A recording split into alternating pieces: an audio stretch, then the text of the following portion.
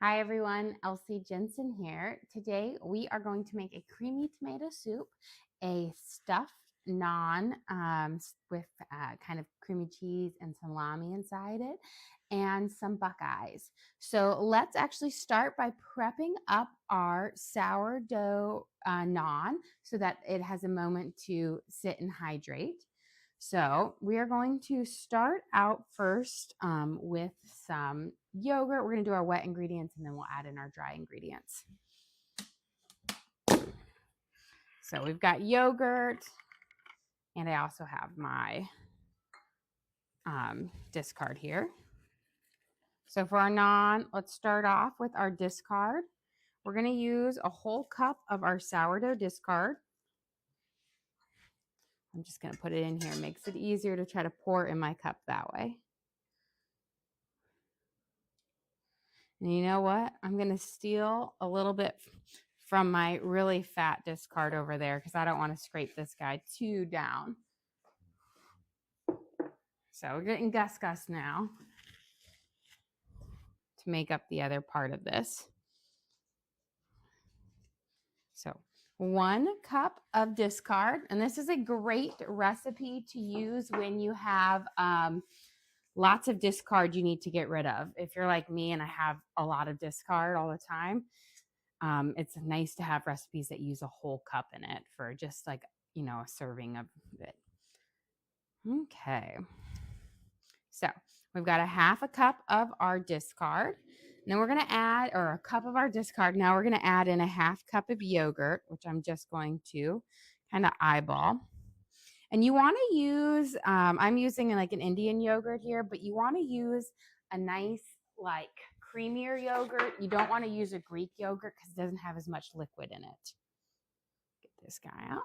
We're going to add in 6 tablespoons of water, which is the same as 90 milliliters. And just clearing out my way as we go. And then we're going to add a 4th cup of olive oil.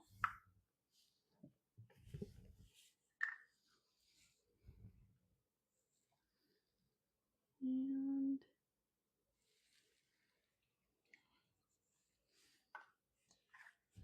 we're going to mix this up, and then we'll add our baking powder, our baking soda, salt, and some flour. But we want to make sure we've got this part mixed in well before we add those other ingredients in.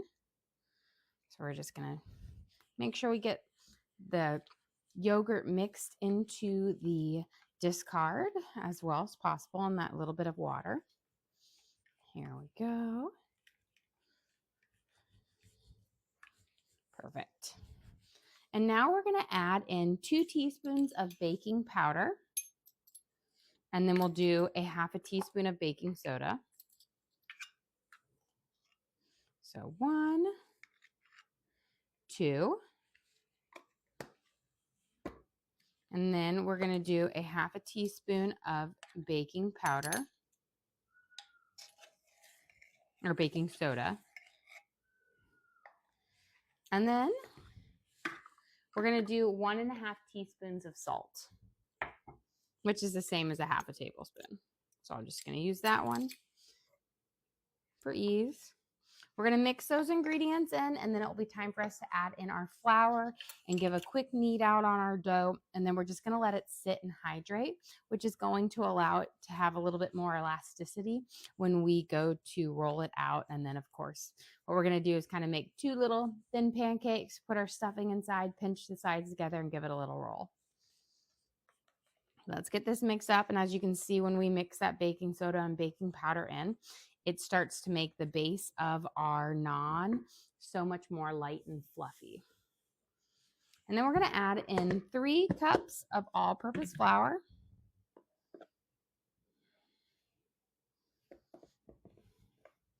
So 1,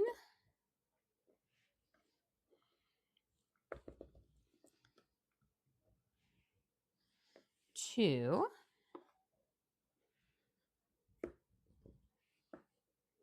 and 3. You got a question? How do you remember all your recipes?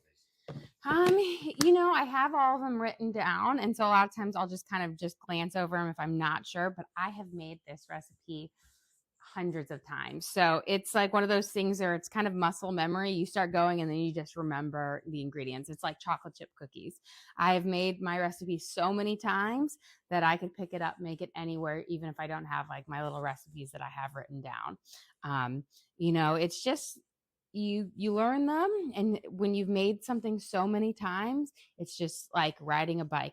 You pick up kind of where you left. Sometimes you have to think a bit about it for a second, but it typically always comes back to me. And have you ever made a dessert style naan? Is that a thing? I have never made a dessert style naan, but I definitely think it did work. I feel like you could easily, you know what they are now that you're made, I think you could do like an apple pie filling in it and stuff it on both sides. And then after you butter it, you sprinkle it with a little bit of cinnamon sugar. And I feel like that would be a really delicious thing. Think about like dessert pizzas. Any of those flavors and how dessert pizzas are done could probably work with a naan there. But I've never actually done it. But now I feel like I'm going to. I always like to change things up. Okay, we're going to get our dough here. I'm going to kind of dump it all out, and then we're going to give it a good knead. It's going to have a slight tack to it. If it's too sticky, of course, just add in a bit more flour, because, with using the basic, like the U.S. customary things, you could have pockets or little voids in there, so it's not as exact as measurements. Can you describe what naan is? So naan is it's like a flatbread that's nice and has a good moisture in it from the yogurt. It keeps it kind of a really, really moist and like pillowy soft inside. So if you're not sure even what flatbread is, it's like a really fat tortilla that has just like a nice, really soft, pillowy inside. It's more moist than pita. I really, really enjoy it. This is like a favorite recipe in our family. The kids love it. Except last time I got an earful because I didn't have hummus, because they love to dip it into hummus too. I have now stocked my fridge with hummus. Although this one's going to be dipped in our soup, because I'm kind of going along like almost like a play on a grilled cheese with it stuffed in there, but we're going to add a little bit of salami as well. I think it's just going to be delicious. I'm going to just add a pinch more flour just because it has a little bit of tack. And we're just going to knead this up until you've got it fairly smooth. You don't need to knead it forever, but a good minute or two, if even really a minute. Then we'll just sit and let it rest, and it will hydrate. That means the flour will start soaking up that added liquid in there, which gives it better elasticity for when we want to roll it out. It will allow the dough not to kind of tear. Here.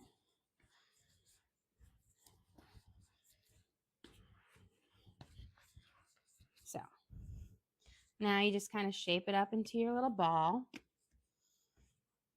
And we're going to let it sit and hydrate, and then we'll work on our other recipes while we go. Put that aside. I'm going to wash my hands real quick.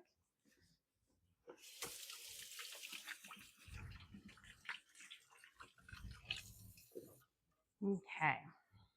So ideally, after you whip it up, you want to let it to sit for, around minimum of 5 minutes, but I think 10 minutes is the Goldilocks zone to where it has time to really hydrate and give you a good elasticity. You can also make it further in advance as well.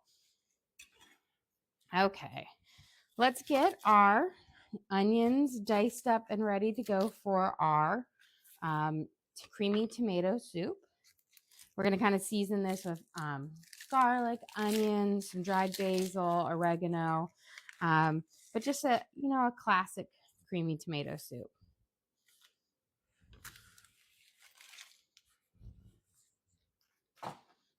Get our onion wrappers out of here because these love to stick on me. And since we are going to be pureeing this soup, we do not need to make it super you can do a coarse chop on it because we're going to be blending it up, which means all these onion pieces will become a nice puree in a little bit. So you don't need to work that hard on it. Need my olive oil. Heavy. I'm going to put in about a tablespoon in the basin of my little Dutch oven here. You have a question? Was your kitchen always this big? No, it was not. My kitchen was very small before 2 years ago. If you can see this beam right here, and then right directly above the camera is another beam right there. That was my kitchen. And it was where we had it was like you had the stove is actually pretty much in the same spot it was before, but there was cabinets. We had the refrigerator right here. Then there was a pocket door, and that whole area over there was just this massive dining room that never got used, And then we had dishwasher, cabinets, sink, and then a little peninsula that stuck out right here. So it was like a little shoebox kitchen where you could do everything in one spot. So, but 2 years ago, it was the day before school started for all the kids. So it was in August. We woke up to water coming out from underneath our cabinets, and our pipe in the wall had cracked, and the only way to fix it was to rip out the cabinets and the backsplash. And then when we ripped those out, we found mold, which means everything needed to go out, which means new kitchen. And I think, I'm very happy with our kitchen, everything like that. Worst timing ever. School starting. I was 7 months pregnant in a high-risk pregnancy, so I wasn't allowed to do a lot of lifting or moving. So to kind of lose your kitchen, your dining room, your laundry, because I had to rip up all the flooring, it was a nightmare, but we lived through it, and I got a beautiful kitchen out of it. So very happy to say on that aspect of it. Okay, before we start on our Buckeyes, let me mince up this garlic so that after these are toasting up, we can pop them in there. I finally got some new garlic. I bought 2 bags this time because I used it up pretty quickly. And it was on sale, buy one, get one free, which is always a win. Since we are kind of minimal the number of different components going into the soup, I'm going to use a good amount of garlic so you really get it in there. It also helps kind of mellow out some of the acidity. So we're going to mince it up. You don't have to go super fine on the mince because, again, we are going to puree this up on there. So any big chunks that are left will get blended smaller. You have a question? Are any of your kids picky eaters? Yes. My middle child is the world's pickiest eater. We always like to say she likes nothing because there's really very few things that she likes. She does love my spaghetti and meatballs or salmon or steak or, things. But she, for the most part, she's like, that's what we're having for dinner is pretty much her face every single day. And I'm like, it's delicious. Well, not to eat yet. But I think it's part of a byproduct of that age. She's 10 years old. And I have found that from about 7 to 11, my children all turn into like the most difficult human beings ever with so many opinions and so many, way they think the world should be. And I'm just like, well, that's not happening. But yes. Now they get better because all of my kids have went through that where they're picky. And then my 2 older ones are actually really great. They eat everything. And my little ones are really great. They eat everything or try everything. Jack's the one who you've got to get him to stop eating the crayons as well. So he truly eats everything. You go to there and they give you like the crayons at the coloring thing at the restaurants. And you're like, oh, crayons. He's going to eat them. And sure enough, as soon as he does, he wraps them up and he starts eating them. And I'm like, we don't eat the crayons. Okay, we've got those mixed. I'm going to rinse the onion and garlic flavor off my hands so we can work on our Buckeyes, which are a favorite. And I typically make these almost every year for Christmas as well. And the nice thing about it is Buckeyes actually last in the fridge for a good amount of time. So they're one of the cookies you can prep up earlier that will still be fresh for your little cookie trays at, on Christmas. For what we do is we have like our dessert table. And that's where we put all of our sweets, our little candies out, everything for it. My kids love the dessert table. I remember one year we had the dessert table and all of they're Kinder Buenos, which is one of my favorite candies. And they've actually just got popular in the United States now. But whenever I used to go to Europe, I would always buy a bunch and bring back to America. And they were my favorite. I'd bring them back for my friends, and they were thing. Well, we had some on our dessert table, and we had our, some of my nieces and nephews here staying with it, my daughter, and I looked over and I was like, what happened to all the candy? It's all disappeared. My oldest daughter was like, oh, it was my cousin. She just loved them and ate them all. And I'm like, okay, whatever. It's a cousin. It's fine. Lo and behold, I find out a couple months later that it was not the cousin who ate them all. It was Lena, and they are also her favorite candy as well because they're so delicious. Okay, let's get our Buckeyes going. We're going to start with 2 cups of creamy peanut butter. And don't get a healthy peanut butter. You've got to use a good old-fashioned, Jif or Skippy or Peter Pan, whatever peanut butter brand that you like that isn't the all-natural one. And we need 2 cups. I'm going to say we're just about there. I visually just kind of visualize what 2 cups is. As long as you're in the ballpark, it's all going to turn out okay. And then we're going to add in a stick or a half a cup of room temperature butter.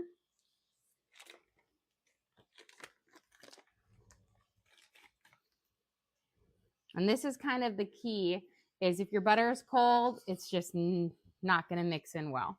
Just going to scrape a little bit of this peanut butter off. And then let me grab a spoon rest, because we're going to use this spoon a couple of times. We're going to cream the butter into the peanut butter.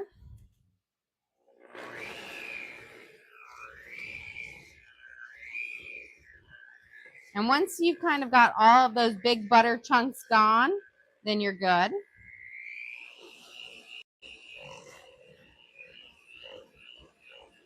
So it doesn't take too long, but you've got to make sure it's not too lumpy. Otherwise, it won't have the right consistency. There we go.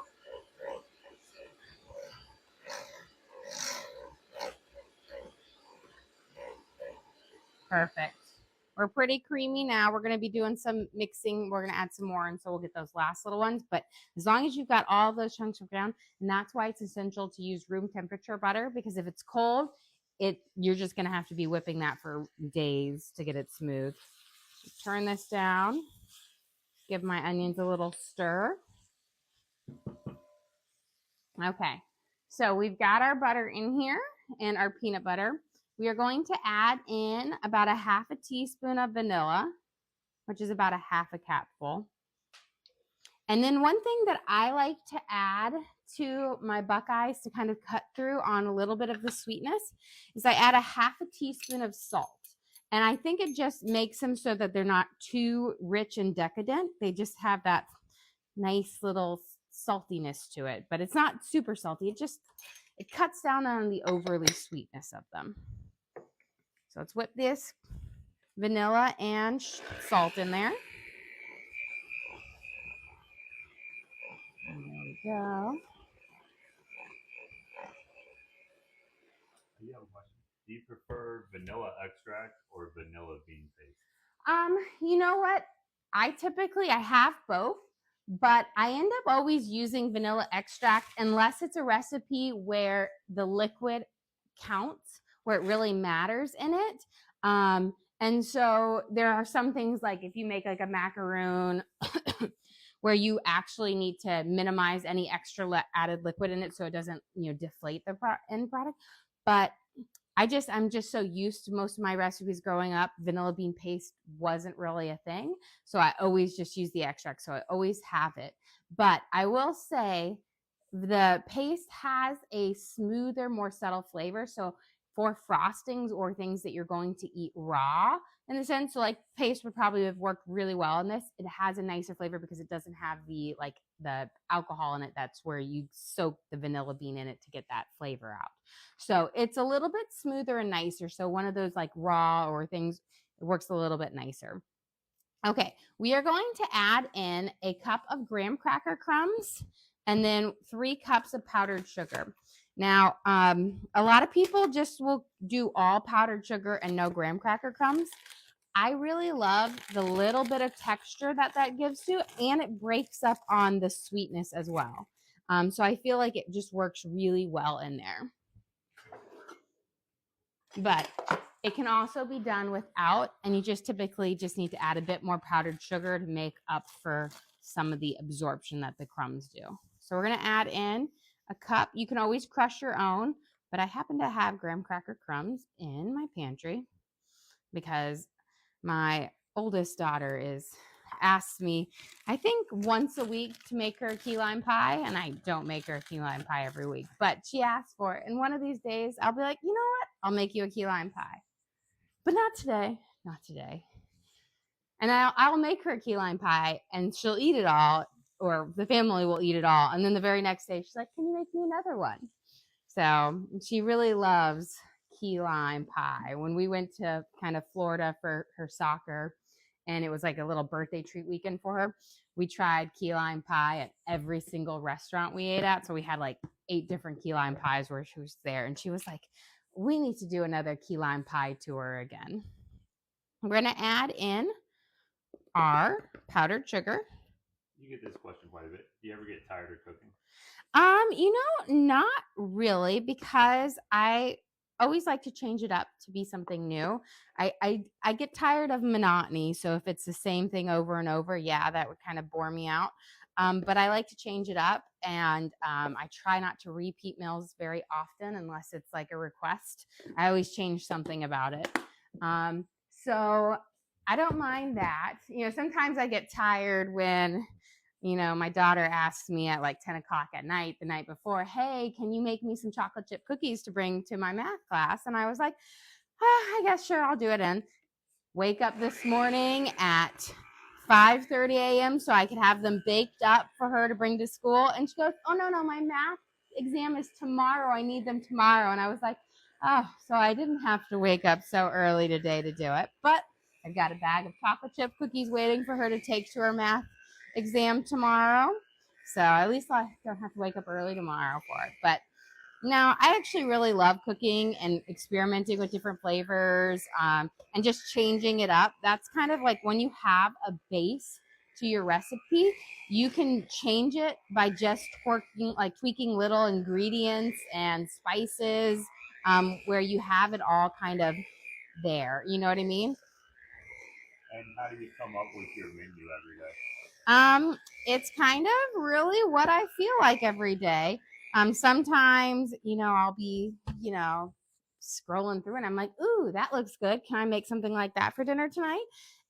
Sometimes the kids will have a request, and I'm always if I have the ingredients, I always try to honor whatever requests they may have within reason, because my daughter requests, filet mignon almost every day as well. You can see she's kind of bougie, key lime pie, filet mignon. She's got some, more bougier taste buds. But it's kind of that. And then if I'm getting towards the end of the week before a grocery trip, and I'm like, okay, I got to use up these proteins here and there. I do not really meal plan unless it's like I'm making a certain meal for, a holiday or whatnot. But I don't really meal plan. I kind of just go to the store, and I always am searching for what's on sale and what looks good. So like what produce is in stock and is just looking great. And that's kind of what I base it around. I always have my house kind of full of food and whatnot. We do have 4 refrigerators, so that kind of allows me to have more of a chaotic meal planning than most. And then we have a pretty big pantry as well. But I think it's just whatever hits me and feels like it for the moment. That's kind of what we go with. And I kind of enjoy that, because then I kind of is how I'm feeling. And I will say, whenever somebody gets sick, I always feel like, okay, let's make a chicken noodle soup or something like that, so I don't have anything wasted. Because I'm really big on trying not to waste anything either, because groceries cost an arm and a leg, and nobody wants to waste. Let's get these guys starting to roll out so they can chill in the fridge and firm up, and then we'll get on there. So The nice, lovely thing about this base, I'll slide this over so we have a better view, is it's kind of like Play-Doh. We're just going to grab it and roll these balls of our mixture. And again, this is our butter, powdered sugar, a little bit of graham cracker crumbs, kind of hold it together. But we are just going to roll them into little balls. You can roll them a little bit more perfectly if you want to. You could do them in fun shapes, but I got like a little piece stuck on me. Let me wash my hands real quick. There we go. But just roll them in the balls so that you can dip them in there. But they're kind of like, you know, Christmas, like Reese's, where you can do a whole bunch of different shapes on there if you want to, because they're pretty moldable.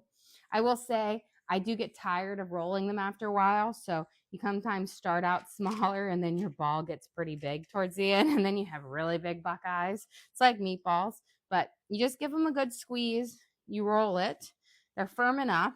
And then I'll pop them in the freezer just to chill so that when we dip them in our melted chocolate, that chocolate kind of firms up really quickly so it's not too sloppy of a mess. But you don't need to do it very long. And then you just keep them in the refrigerator and they're just like perfect little treats. These are just one of my favorites things. It's actually my sister-in-law who kind of introduced them to our family back when I was in high school. She made them one year, and then it's kind of been something that I've made pretty frequently because they are so delicious. Did you have a question? Do they taste like Reese's? Pretty close to it, kind of like, you know, they remind me of, they're very similar to like the peanut butter bars, like the Lunch Lady peanut butter bars you have growing up. But yes, they're kind of similar to a Reese's. They've got that peanut butter sweetness. I add, you know, the little bit of the graham cracker crumbs to give a little bit more of a texture so it's not super smooth and creamy, and a little bit of salt to get a little bit of that saltiness. But yes, you're essentially in that same ballpark. And I will say for the, you can always omit the graham crackers, which is a great way to keep it gluten-free. But you can also use gluten-free graham crackers in these, and they also work really well. So. Do you make fudge at all? You know what? I have made fudge before, but I do not like fudge. I think it's too sweet. Again, I always say I'm like a salty, savory type of girl. So I don't like it. And so I just haven't really ever made it much. Now, it's one of those things like whenever we go to like, you know, like Williamsburg or one of those old fashioned places, yeah, we always get some. And it just reminds me every time how much I don't like it because it's too sweet. It's such a rich dessert that like one bite and then I'm like, oh, good on there. But, you know, I don't ever make it for my kids. And so I'm not even sure if my kids even truly like it or not on there. But it's just one of those things that I just don't do because I don't eat it. And my husband's not a big fudge fan either. So it's just, I never want to make something that gets wasted. Now, there's sometimes I'll make a recipe and the kids are like, nope. And then I don't ever repeat that again.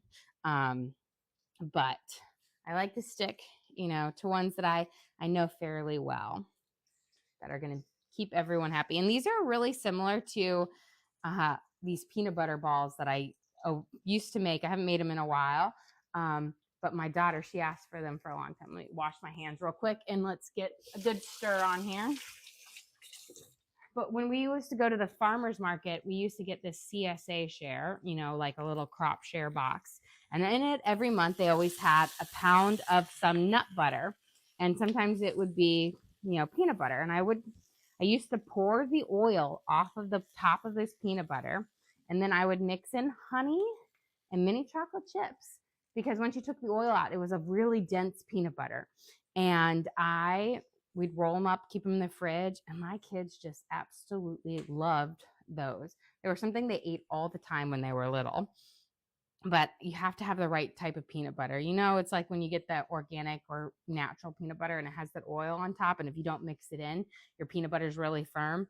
That's essentially what you use to make them. So they're like a healthier version of a Buckeye.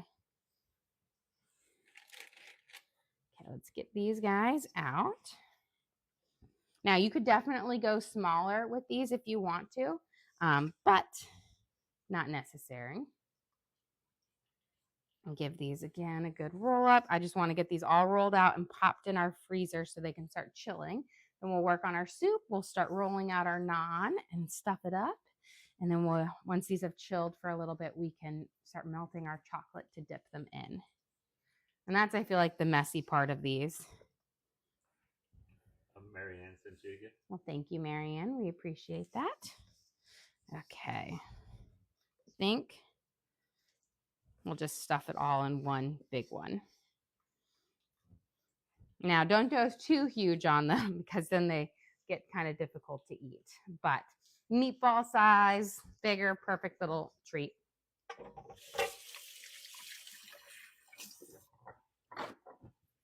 Okay. I've got my peanut butter balls here. Give this a good stir. We'll be ready to add our garlic in I'm just going to pop these in the freezer. That way they will get a chance to really firm up the butter in there. There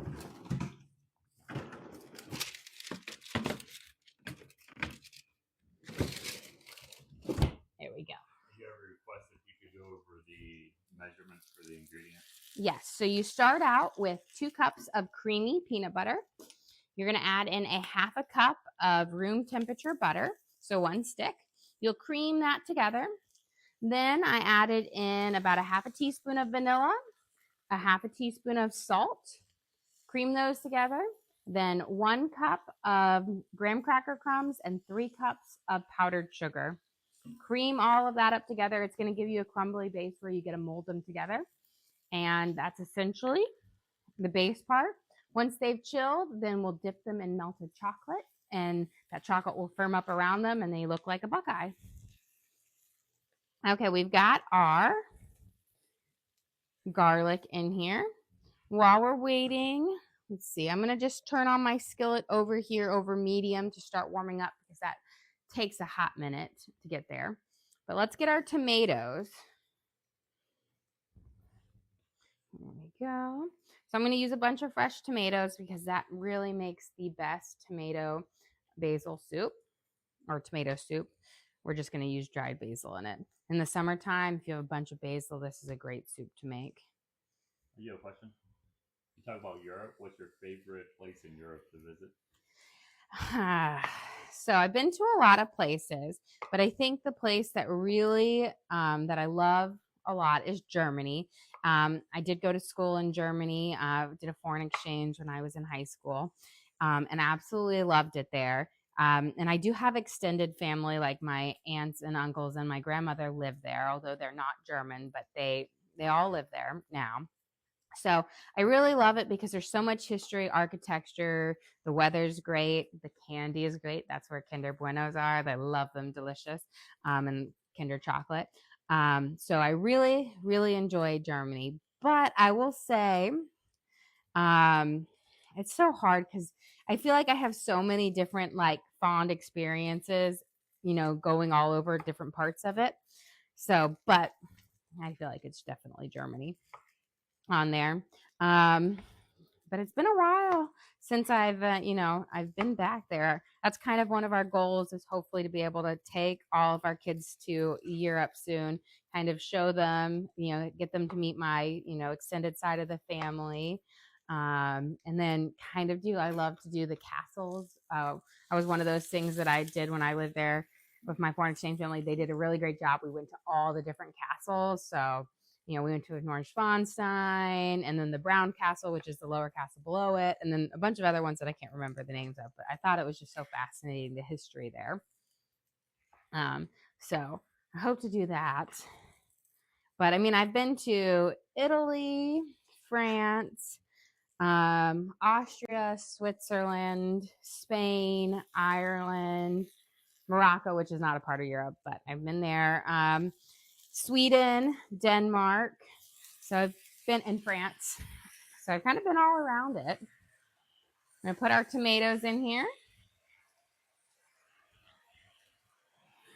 We're going to coat these up. And I just did a coarse chop because, again, we are going to puree them, so they don't need to be super small. Mix those up with those caramelized onions and that garlic. Smells wonderful. We're going to let those simmer for a little bit, but I'm going to sprinkle some of our spices over them.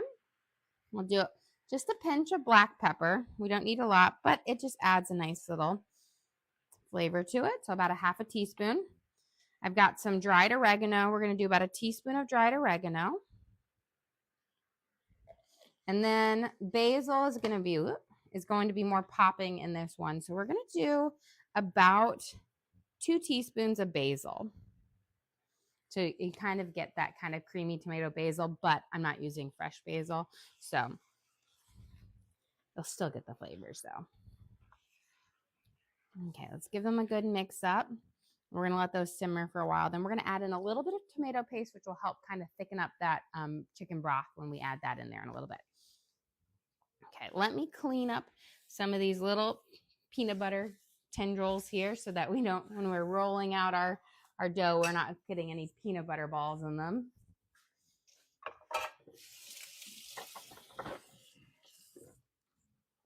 Okay. And now we're going to start working on our naan, which I'm excited for because I've had stuffed naan before and I've made naan a whole bunch, but I haven't done the full process of it. I've done kind of something similar to it, but I think this is going to be so delicious. So we've got our base here, and I haven't used these cheeses and flavors. I've done like, green onions and garlic and herbs and everything in here, but we're going to do a little bit more differently here. So what I'm going to do is I've got 4, but I'm going to make actually 2 really big ones. And so I'm going to roll each one of these out nice and thin, and then we're going to kind of we'll stuff it up, and then we'll put them together. Okay. Now your dough, because it's had time to hydrate, should have a really good tap to it. So we're going to roll it out nice and big.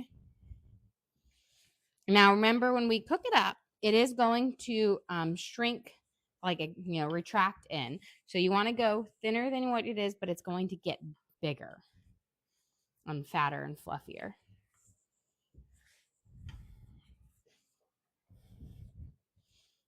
Okay.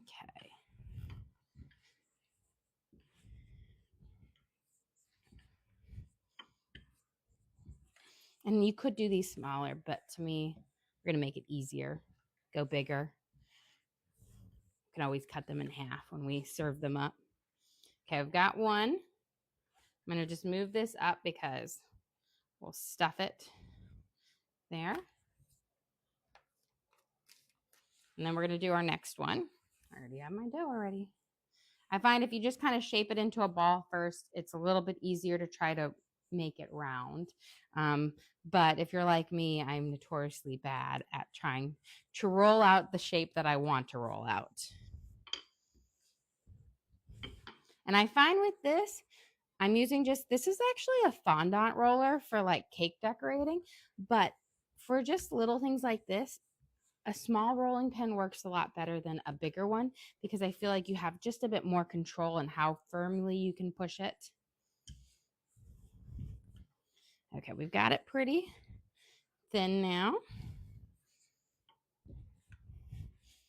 Okay.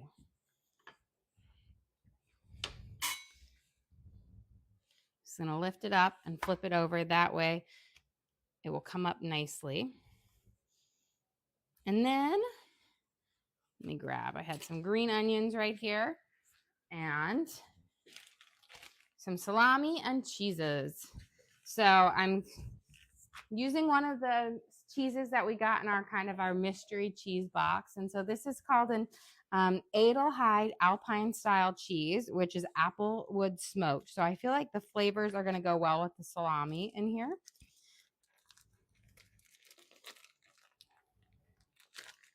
And so we're going to grate a little bit of it onto our base of our naan here. Now, you don't want to go too crazy with the cheese because you don't want to have an imbalance where, it's just too doughy inside because the cheese kind of prevents it from kind of cooking up, but like a nice and good kind of grating over. We're going to add some green onions in here.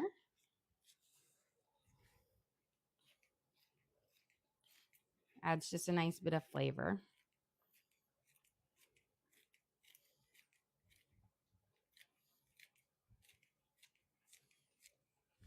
And then I have some hard salami, but you could also do like a pepperoni, or you could just keep it cheese.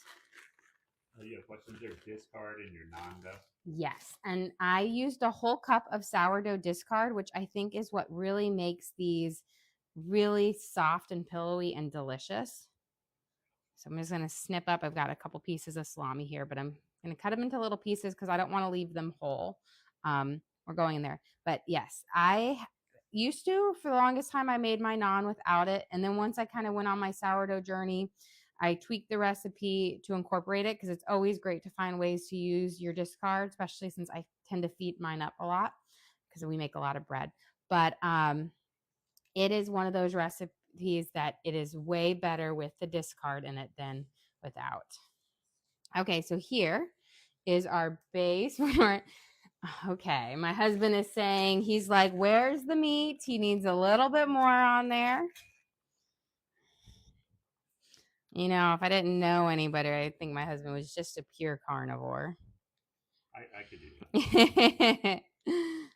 I've slowly over the years have gotten him to eat more vegetables and expand his palate a little more. He was that meat and potatoes, you know, the good old things, which is delicious. Nothing wrong, but got to expand. There we go. It's like 8 slices of salami now. He was like, even more. And then I'm just going to do a light grate of cheese on top just to have a little on the top, but not as thick as the bottom one.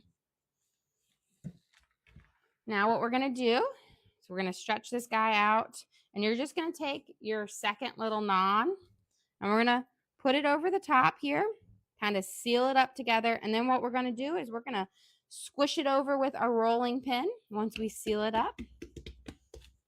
Let me let out a little air pocket there. There we go. And now we're just going to roll it in there. I told you this is a big one. Now you could definitely make these smaller, make them individual, but we're all family in this house, so we can cut and share. He's like, yeah, note to self, first one is his because it's going to have all the meat in it. But there we go. Now I'm just going to kind of lift it off a little bit. And I'm going to turn this down to about a 4. We're going to put this first guy on there. He is quite heavy. He's a very rich and delicious one. And we're going to let that start to cook on there. Okay, let's get our soup going. We've got our herbs in there. So now we're going to add in a little bit of liquid and a little chicken broth to stew. And before we do that, I almost forgot, important, tomato paste. So I used to always make my tomato basil soup without tomato paste in it. But I found that this is going to give you just a richer, creamier tomato soup base. And you don't need a whole lot to it, but it really helps with the fresh tomatoes. You have a question? Are the kids on Christmas break yet? They will be, one of my kids is on Christmas break already. And then tomorrow, the rest, they have a half day tomorrow, and then they will officially be on. So almost. We're getting there. It's kind of that close, that final run. And then the chaos sets in where we're all home. And I always forget how much food we eat in the time when everybody is eating every meal at home. It's insane. I always feel like my kids are always hungry, even though they eat so much food, more food than I swear they eat when they go to school. It's like they're carb loading for something. Okay. We've got our tomato paste in here. We're going to let it simmer for just a second. And then we're going to add in, we're going to do water with a scoop of chicken bouillon, but you can also use vegetable bouillon if you wanted to keep it all vegetarian for it. And then we have our naan kind of cooking up here. And then I'm going to start turning on my water here in just a second too. So in here, this is my makeshift double boiler. I've got about 1 inch of water underneath here and then a metal bowl. You can use a glass bowl too if you want, but don't use plastic. And this is what you can use to melt chocolate. You don't need to go buy a fancy double boiler. It's one of those things where this works just as well and has more uses. We're going to put our chocolate chips in here and we're going to let them melt up so that we can dip our Buckeyes in that we have chilling in the freezer. So we don't need a whole bag, just about, this is a 24-ounce bag, but you would use a whole bag of the regular size chocolate chips to dip them. I'm trying to say dunk them, but you dip, dunk, same thing. But we'll get those melting over. And that takes a few minutes to melt up, but once it's nice and melted and creamy, we'll be able to dip our Buckeyes in there. And then you just let them sit in the refrigerator and you just kind of go in and eat them as you go. It's always one of those things you'll see somebody will be by the refrigerator and they'll have their hands in there and they're like, and then they sneak away with one. Let me grab a spatula and check on this. Good job. We're nice and got a nice golden. I'm going to just slide this over here.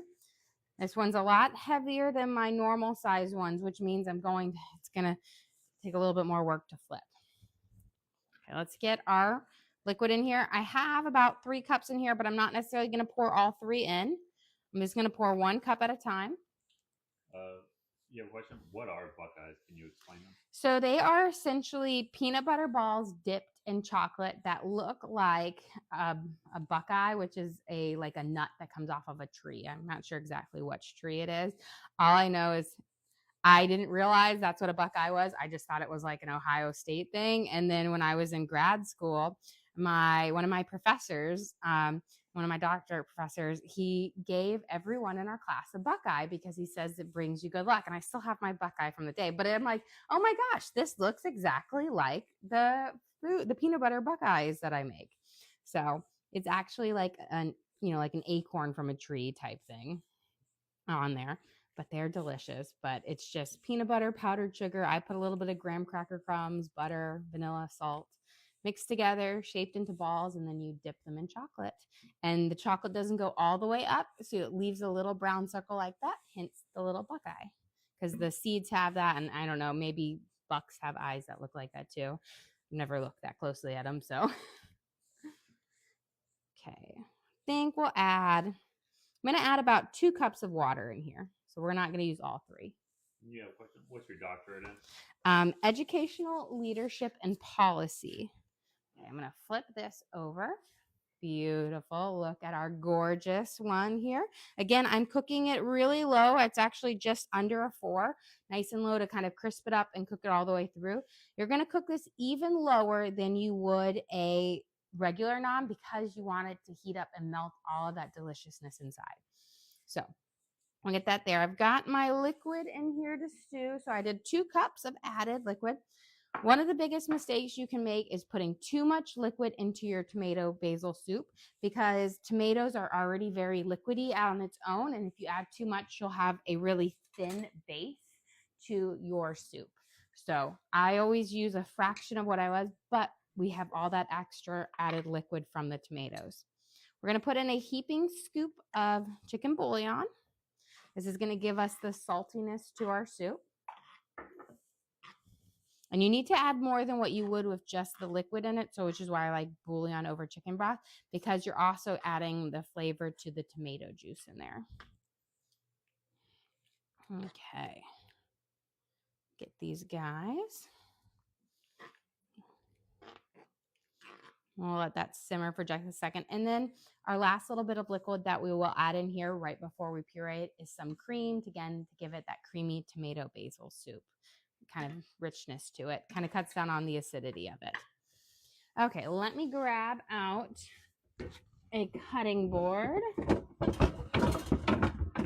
so that when we're ready to take this naan off, we can pop it on here for it. I'm going to clean up a little bit over here and we'll get ready to make our next one as well.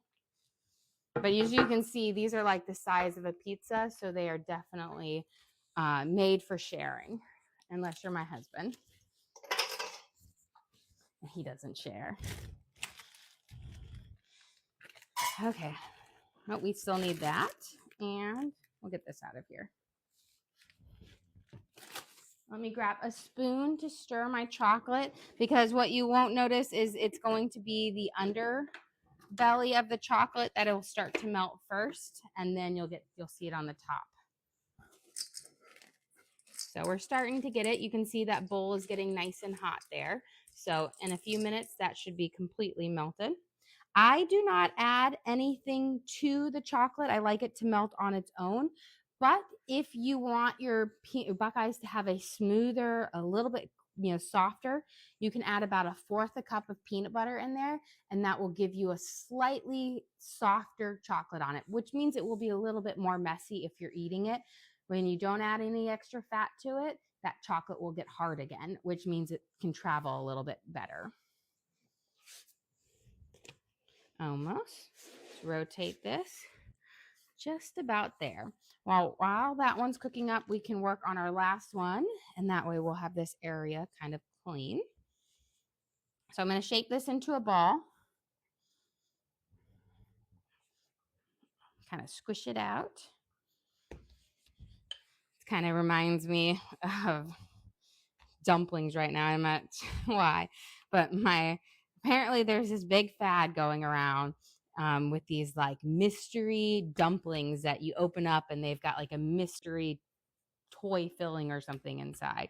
And my middle daughter was like, I need to get some. I want some. And I was like, well, maybe you can ask Santa, he'll bring them. And then my oldest daughter today was like, oh, I'm going to go to the mall tomorrow. Let's go. They only sell them at like Five Below. I've looked everywhere. It's the only place that they sell them. And she's like, we're going there. And I'm like, I'm going to give you money. I need you to buy some. I need you to do this. And then I said, you can get yourself a pack as well. But saves me a trip out there if you're going to go out there and get these mystery dumplings that Evie is all the rage about. And she was like, I really hope I get the super rare. And I'm like, oh, you're not getting it. But, you never know. She did one time because, they always have these mystery toys for the kids now where you don't know what you're getting. And so you could end up with the same toy over and over. But she was really into like this cat thing a couple of years ago called like AFMAO or something like that. And she we kept opening them, and I remember we got a bunch for her birthday, and she happened to get like 3 ultra rares in a row and no repeats, and she had a bunch of them, and I was like, winning. And it's like you go there and you're like, okay, let me feel it. This feels like the right one. This is a good one. This was. And you never know, and you're like, gosh, it's such a gamble. You don't know what you're gonna get. Okay, I got this rolled out. I think this guy should be ready. Again, you want to cook it nice and low. Looks beautiful on here. We're going to slide it over. And what we're going to do is, let me grab a little bit of soft butter. And you're just going to rub a little bit of room temperature butter on it. This is going to help keep it nice and soft. And then we're going to flip this guy over. And we're going to do the same on the other side. And we're going to rub it over it, keep it nice and soft and flat. Like, it just makes the naan much more bendable. Okay, let this guy heat up. Let's give our chocolate a little stir. Again, look, we're already a lot more in here. Beautiful. We'll be ready to dip soon. By the time I get this guy made up, we'll be ready. Okay, we're going to flip this guy over and move him up so I have more room to roll out this next one. I think that's the biggest thing, is you just need your room to roll these guys out. It's probably why they don't make them the size of a pizza. But I like to make them the size of a pizza because it's less work. Okay. It was always, so growing up, my mom would always make strawberry shortcake. And I always thought strawberry shortcake was 2 big cakes, like shortcake biscuits stacked up on top of each other. And that's just how I always ate them growing up, because that's how it was always served to me. And then I was at my, husband's house and his mom made strawberry shortcakes. And I was like, I've never seen them with the mini little biscuits like this before. But I was like, oh, this is cute, little individualized. Lo and behold, that apparently is the normal way to make strawberry shortcakes. And I was talking to my mom about it and she goes, oh yeah, that's how you're supposed to make them. But I just found it much easier just to make 2 big biscuits. That way I didn't have to do as much work. And I was like, that makes sense. The smaller biscuits are better because you get more of that nice, delicious edge over them. Okay, let's get this guy all ready for our next. We're going to do our cheese layer. Again, this is our Adelheid cheese, which is a really nice kind of, what was it? I already forgot. An alpine cheese. So think about something that you would use in a fondue. And it's applewood smoke, so it's going to have that nice flavor, which I think is going to work really well with our salami. And I've decided I'm just going to use up the rest of this salami.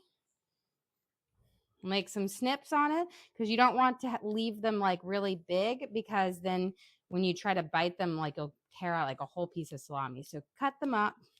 And again, you could use lots of different, you don't have to add meats, but you could do lots of different types. You could do a shredded chicken in here, pepperoni, diced up ham. You could add some veggies in here as well.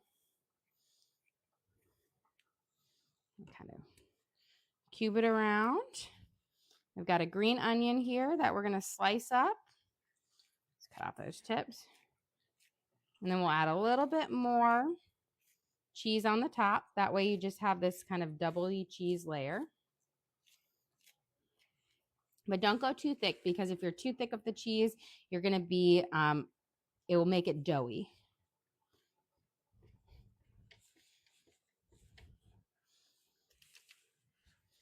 Spread it out. We're going to add this on here. And then we're going to puree up our soup. We'll get our Buckeyes out to start dipping. And what kind of cheese was it? This is called Adelheid. It's an alpine cheese. It was from our little mystery cheese box that I gave my husband for his birthday. So it's a mystery cheese, but it's essentially like a creamier, like a Gruyere on there is what I'm thinking. Okay, let's get this guy out. Just be careful, lift up all the way around when you're doing it so you don't tear it and have those fillings pop out. Let's get our chocolate mixed here. We're nice, almost perfect and ready for it. You'll know that it's ready to dip once you've got all the little lumps out. Beautiful. Okay, let's taste our base of our soup here. We're going to add a little bit of cream in it, so we'll know it needs to be a slightly stronger flavor than what we have, what we want to end with. I'm going to turn it down really low.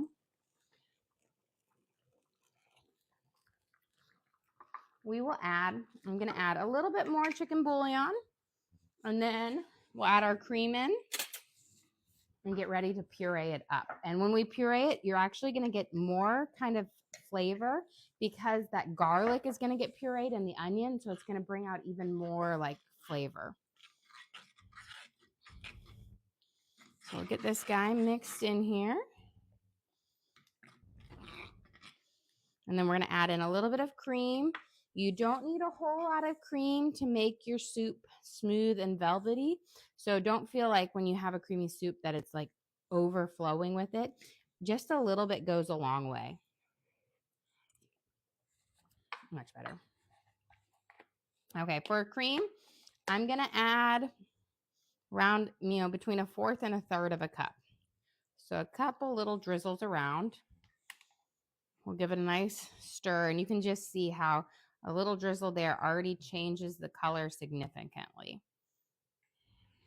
Beautiful. And turn it off now. See where our chocolate is. Perfect. I'm going to turn off my burner now and just let that steam keep it warm. We'll blend our soup, then we'll dip our things, and then we should be about ready to serve up.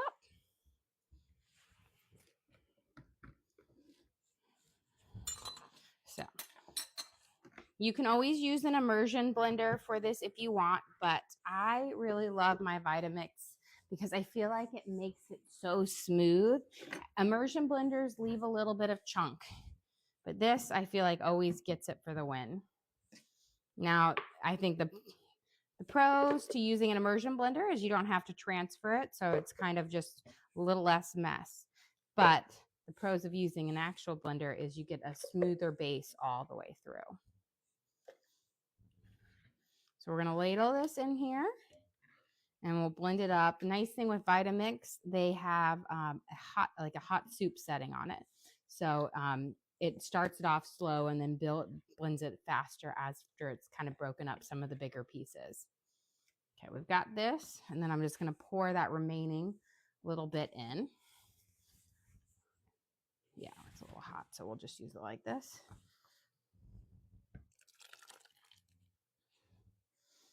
Here we go. Get 2 little pieces of tomato down here. And it keeps falling off. There we go. And let's get this guy blended up. Secure our lid on. And then I'm going to do my hot soup setting, and we'll push start. And it will start on a lower setting, so it blends at 3, and then it will move all the way up in just about 10 seconds here, and we'll get going. Here we go.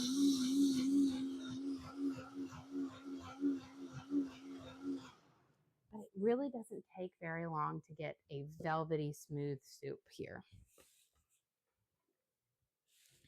So we're going to pour this guy in here, but you can see how nice and thick our soup is. Just wonderful. Just the perfect creamy tomato soup that we seasoned up with our basil and oregano. So just delicious here. Let me just check this real quick and make sure I don't need to flip it, but I think I still need a minute. And then we're going to grab out our, yep, we're good. We're going to grab out our Buckeyes that have been chilling in the fridge or the freezer here.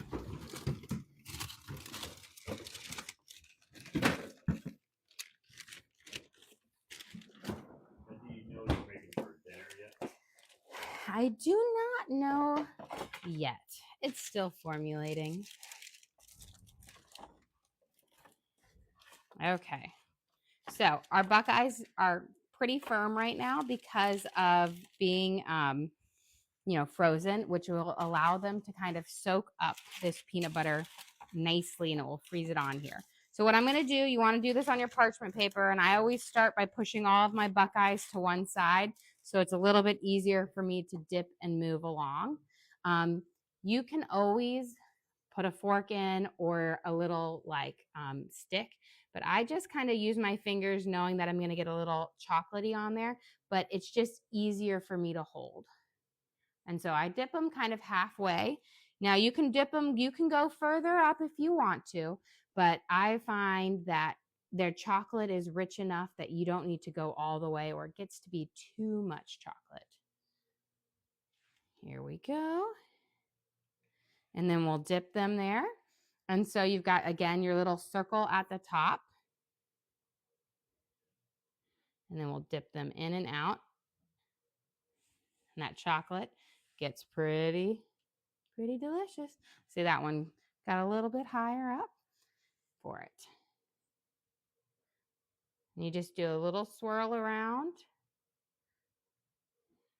But if you want more of that picturesque pretty one, the only problem is if you do it the picturesque pretty one, you're going to have a hole wherever you've stuck your little thing in to dip. So if you do it like this, you don't get a hole, but you get chocolate fingers. But it works a little bit better this way.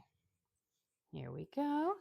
And it gives you, again, and as you can see, that chocolate already starts to get firm around it. So you do need to wait until your Buckeyes are kind of pretty cold to do this. Otherwise, they won't, that chocolate will just slide off and it won't stick onto it right away. And then once we've got them all dipped, you store them in the fridge. I always just like them in the fridge because I think they taste better. Since I don't put any added fat into the chocolate, you can technically keep these out on the counter and then they'll be even creamier, but in the fridge keeps them cold and kind of firm. Can you go over what Buckeyes are one more time? Yes. So Buckeyes are essentially like a dipped peanut butter ball. So the base of this dough we made with 2 cups of creamy peanut butter. We added in a half teaspoon of salt, a half a teaspoon of vanilla extract, 1 cup of graham cracker crumbs, and 3 cups of powdered sugar, and then a stick of butter. And you whip all of that together until you have essentially like a crumbly dough, which then you roll into balls, and then you pop them in the freezer to firm up. And then voila, we have our Buckeyes here. They are so good, delicious. These are a great little treat too that you can make as one of your earlier cookie, like Christmas cookies or treats, because they last for a long time. Let me wash my hands real quick so I can flip my thing. Then I think we'll get ready to serve up because you guys don't need to watch me dip 1,000 in one of these. But I'll flip this because it should be just about ready. Beautiful. Look at our gorgeous golden brown on here.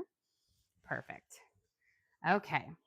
Well, while we are waiting on that, I'm just going to show you what we're having for lunch today.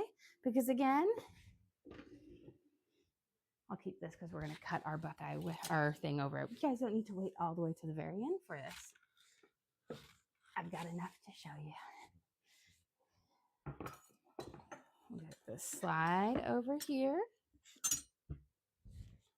But this, look at it.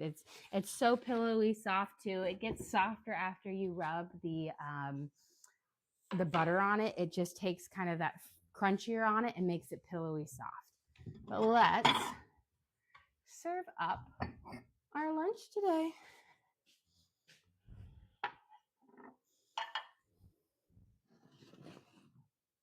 Okay. For lunch today, we have our stuffed naan with our alpine cheese in there, Edelheid, green onions, hard salami, and our homemade sourdough naan, which will be like almost like a seasoned like grilled cheese sandwich that we can dip in there, but it's a naan-wich. And with our delicious stuffed naan, we have our creamy tomato, basil, and oregano soup made with about 10 fresh tomatoes, a splash of cream, dried basil, oregano, onions, garlic for just this creamy richness and deliciousness. And then, of course, for dessert, we will have a delicious Buckeye. They're still firming up a little bit, but they are our peanut butter balls with powdered sugar, graham cracker crumbs, a splash of vanilla, dipped in chocolate for a delicious sweet treat at the end.